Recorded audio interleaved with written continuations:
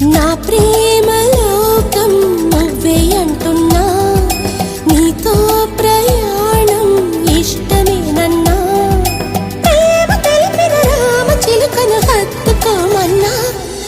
చెప్పాలనుంది చిన్న మాటైనా, ఆగనంది దాగనంది లోలోన, ఇన్నాళ్ళ నుండి ఉన్న మాటైనా, ఇప్పుడేగా చెప్పమంది ప్రేమైనా.